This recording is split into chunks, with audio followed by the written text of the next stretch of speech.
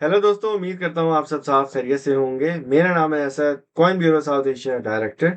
और आज की इस वीडियो में हम बात करने वाले हैं बहुत मज़े की और बहुत सारे इंस्टीट्यूशन इन्वेस्टर्स की। तो मेक श्योर आप आज की वीडियो हमारी पूरी देखिएगा, मिस बिल्कुल भी नहीं करिएगा, वरना कुछ ना कुछ इंपॉर्टेंट जानकारी आप मिस कर सकते हैं। और आज की इस वीडियो से हो सकता है आपका नजरिया बिटकॉइन पे कंप्लीटली बदल जाए, और हो सकता है कि आपको प्यार भी हो जाए बिटकॉइन से। तो प्यारे दोस्तों, वीडियो को कंटिन्यू करते हैं। मैं आज टॉपिक का आपको बताता हूं। आज हमारा टॉपिक है micro strategy versus black rock. अब ये दो बहुत बड़े क्रिप्टो के इन्वेस्टर्स हैं, ये दोनों बहुत ही बड़े इंस्टीट्यूशनल इन्वेस्टर्स हैं। इन दोनों के एक बहुत अच्छी जंग हो रही है बीटीसी के मुतालिक। अब वो क्या जंग है वो मैं आपको आज की वीडियो में कवर करता हूं, लेकिन वीडियो को कंटिन्यू करने से पहले आपको बताता चलूं कि आज की हमारी वीडियो में कोई भी फाइनेंशियल एडवाइस हम आपको नहीं दे रहे। ये वीडियो सिर्फ एक एजुकेशनल और एंटरटेनमेंट पर्पसेस के लिए बनाई जा रही है। तो सबसे पहले मैं आपको बताता चलूं भाई कि माइक्रो स्ट्रेटेजी जो है, उनके पीछे बैठे हुए हैं बिटकॉइन लवर माइकल सेलर साहब। और माइकल सेलर साहब जो है वो को फाउंडर हैं माइक्रो स्ट्रेटेजी के, और उनको बिटकॉइन से बहुत ज़्यादा प्यार है। और इसी वजह से उन्होंने पिछले कुछ अरसों में, पिछले कुछ सालों में और महीनों में उन्होंने बीटीसी की बहुत ज़्यादा बाइंग की है, बहुत ज़्यादा खरीदारी की है बिटकॉइन की। इतनी कर ली है, इतनी कर ली है कि वो अभी भी 7.5 बिलियन यूएस डॉलर के प्रॉफिट में बैठे हुए हैं। अब अगर देखा जाए कुछ कीज और फैक्ट्स और फिगर्स पे, तो की पॉइंट हम ये नोट करेंगे कि अभी रिकॉर्डिंग के टाइम पे माइक्रो स्ट्रेटेजी जो है वो होल्ड करती है तकरीबन 252,220 बिटकॉइंस, जिनकी एक एवरेज प्राइस है $39,000, $39,266। और इस प्राइस की वजह से ही बीटीसी के अभी जो हमारी करंट प्राइस चल रही है लगभग 69,000 के अराउंड बीटीसी चल रहा है। इसी की वजह से बीटीसी में माइक्रो स्ट्रेटेजी $7.5 बिलियन के प्रॉफिट में बैठी है, राइट। अब यहाँ पर ब्लैक रॉक किस तरीके से आता है।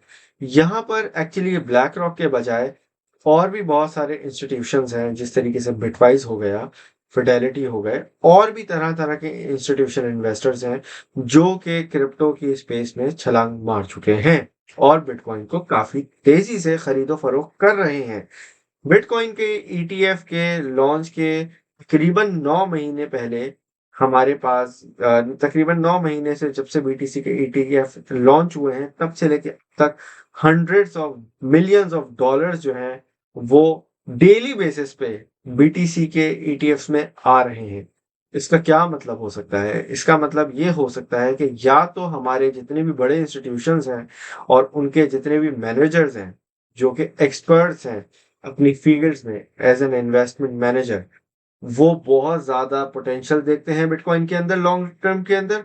और वो ये भी देखते हैं कि काफी ज्यादा एक्सपोनेंशियल ग्रोथ हो सकती है बीटीसी की। क्यों? क्योंकि आपने रिसेंटली देखा होगा माइक्रो स्ट्रेटेजी ने एक बहुत तहलका मचाने वाली न्यूज शेयर की है। माइकल सेलर साहब ये कहते हैं कि हिस्ट्री के अंदर वो सबसे बड़ी इन्वेस्टमेंट बनाने वाले हैं बीटीसी के अंदर। उन्होंने ये अनाउंस किया कि $42 बिलियन जो है वो इन्वेस्ट करने के लिए इरादा रखते हैं अगले 3 साल के अंदर, और वो इन पैसों से बिटकॉइन खरीदना चाहते हैं। तो ये क्रिप्टो मार्केट के लिए एक फंडामेंटली बहुत ज्यादा बुलिश न्यूज है, स्पेशली अगर बीटीसी को अगर अभी हम देखें करंट प्राइस पे जो कि $69,000 पे बैठा है। अब $69,000 पे अगर बीटीसी पे ये नेगेटिव इम्पैक्ट नहीं लाना चाहते तो डेफिनेटली अपने प्लान को गो थ्रू करेंगे। और मुझे लगता है कि अगर माइक्रो स्ट्रेटेजी $42 बिलियन को इन्वेस्टमेंट अपॉर्चुनिटी बनाती है बिटकॉइन के लिए, तो मुझे लगता है इसी तरीके से तमाम जितने भी आपके दूसरे बड़े इंस्टीट्यूशनल इन्वेस्टर्स हैं, फिडेलिटी हो गया, ग्रे स्केल हो गया, और ब्लैक रॉक जो कि सबसे बड़ा इंस्टीट्यूशनल इन्वेस्टर है। ब्लैक रॉक जो है वो दुनिया का नंबर 1 जो है वो इन्वेस्टमेंट प्लेटफॉर्म है, राइट। उसके जितने भी, अगर आप ब्लैक रॉक के बारे में थोड़ी रिसर्च करेंगे तो आप देख सकते हैं कि ब्लैक रॉक ने हर शेयर के अंदर, कोई वो कमोडिटी हो, भले ही वो कोई कंपनी हो, किसी ना किसी चीज के अंदर कहीं ना कहीं किसी ना किसी तरीके से अपने हाथ डाले हुए हैं, राइट। इसका मतलब है कि ब्लैक रॉक पीछे नहीं हटने वाला बिटकॉइन की इन्वेस्टमेंट के फायदे उठाने से, राइट। तो ब्लैक रॉक क्या कर रहा है, according to on chain analysis, according to on chain data, और जितना भी डेटा ब्लैक रॉक पब्लिक के साथ शेयर करता है उसके, और जितने भी ईटीएफ्स का डेटा हमारे पास मौजूद है, हमें ये लगता है कि जितने ही हमारे पास डेटा ये कहता है कि रोज ब रोज, हर रोज हमारे पास hundreds of millions of dollars की इन्वेस्टमेंट बीटीसी के अंदर फ्लो हो रही है। मतलब कि बेतहाशा पैसा मार्केट के अंदर नहीं तो एटलीस्ट बिटकॉइन के अंदर आ रहा है, और ये कहीं और से नहीं, ये सिर्फ हमारे बीटीसी के ईटीएफ से आ रहा है, जो कि बड़े बड़े इंस्टीट्यूशनल इन्वेस्टर्स के पास है, राइट। जैसे कि ब्लैक रॉक का है आई बेट के अंदर, अगर अभी हम अगर कुछ फैक्ट्स और फिगर्स पे देखें तो लगभग वीडियो रिकॉर्डिंग के टाइम पे 29.9 बिलियन डॉलर्स की उनकी वर्थ है। हो सकता है कि और भी हो जाए, लेकिन अभी बीटीसी की प्राइस जो चल रही है उसके मुताबिक ही मैं आपको प्राइस बता रहा हूँ, ठीक है। तो इनके नेट एसेट जो है ना फंड के, वो वर्थ है ऑलमोस्ट 30 बिलियन डॉलर, जो कि मुझे लगता है एक अच्छी खासी अमाउंट है, और ये सिर्फ और सिर्फ पिछले 9 महीनों में हुई है। तो पिछले 9 महीनों के अंदर अगर ब्लैक रॉक ने इतनी ज्यादा इन्वेस्टमेंट कर दी है, तो अगले आने वाले सालों में ब्लैक रॉक मुझे लगता है इससे 10 गुना ज्यादा इन्वेस्टमेंट कर सकता है, जिसकी वजह से बीटीसी की प्राइस स्काई रॉकेट कर सकती है। और जैसे ही मजीद इंस्टीट्यूशन इन्वेस्टर्स सिमिलर पैटर्न देखेंगे कि बीटीसी के लिए एक अच्छा अपॉर्चुनिटी उनको नजर आएगी, तो मुझे डेफिनेटली लगता है कि वो सारे के सारे, जैसे ग्रे स्केल हो गया, फिडेलिटी हो गया, वैनरॉक हो गया, इतने जितने भी हमारे पास बड़े इन्वेस्टर्स बैठे हुए हैं, ये सब के सब छलांग जरूर मारेंगे, और इसकी वजह से एक स्पाइक और यूफोरिक फेज हमें बुल मार्केट में जरूर देखने को मिलेगा, राइट। अब कुछ और डेटा को देखते हैं, जैसा कि आप स्क्रीन पे देख सकते हैं ये मेरे चार्ट को।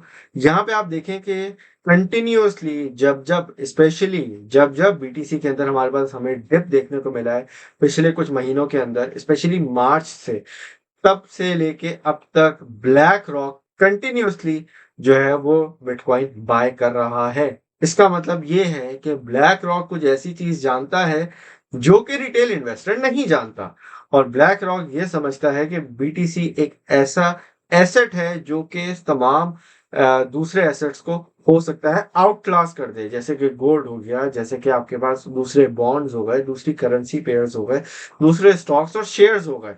तो मुझे लगता है कि अगर दुनिया का सबसे बड़ा जो फंड मैनेजर है ब्लैक रॉक, अगर ये इतनी ज्यादा पोटेंशियल बीटीसी के अंदर देखता है, तो मैं पर्सनली ये सोचता हूँ कि मुझे भी इसी तरीके का नजरिया रखना चाहिए, क्योंकि अगर मैं रिटेल का नजरिया रखूंगा तो हो सकता है कि छोटे मोटे डम्प्स में मैं सेल कर दूं, राइट।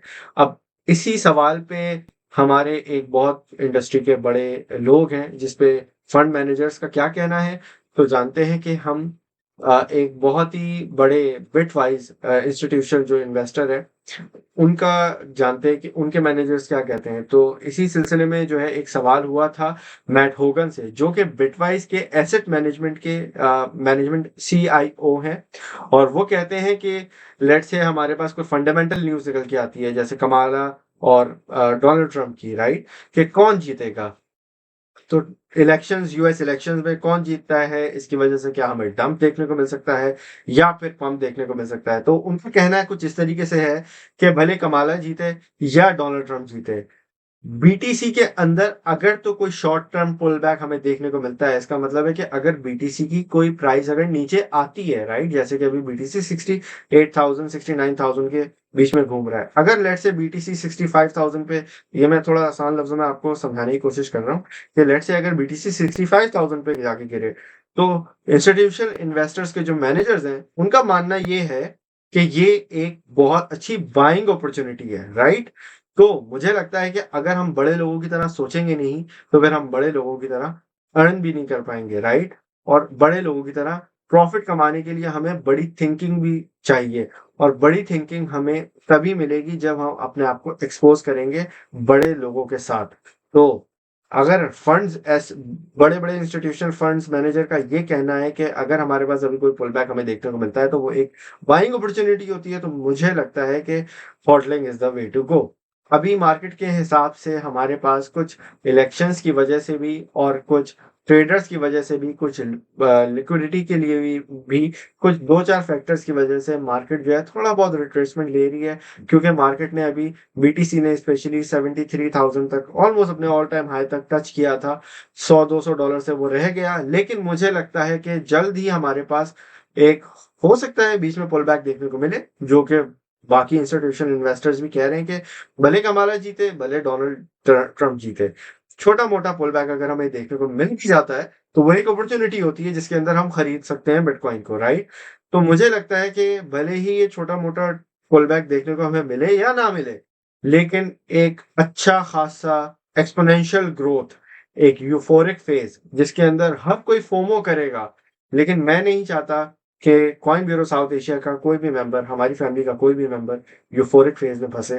तो मुझे लगता है कि अगर एंट्री पॉइंट होता, तो मैं कंप्लीटली अग्री करता मैट होगन से कि हमारे पास कि यही मौका है एक यूफोरिक फेज से पहले बाइंग अपॉर्चुनिटी का, कि जब-जब मार्केट डिप में आए और जितना हमारा बड़े-बड़े ब्लैक रॉक, माइक्रो स्ट्रेटजी जब-जब डंप आता है, तब-तब हमें न्यूज़ निकल के आती है कि ये लोग बाइंग कर रहे हैं, राइट? तो पर्सनली स्पीकिंग मैं अगर होता तो मैं भी इनको ही फॉलो करता और इनके ही माइंडसेट के और थिंकिंग के हिसाब से चलता। क्यों? क्योंकि ये दुनिया के सबसे बड़े फंड्स मैनेजर ऐसे ही तो नहीं बने ना। तो ज़ाहिर-सी बात है कि हमें भी बड़े लोगों के फुटस्टेप्स को फॉलो करना चाहिए अगर हमें बड़ा बनना है।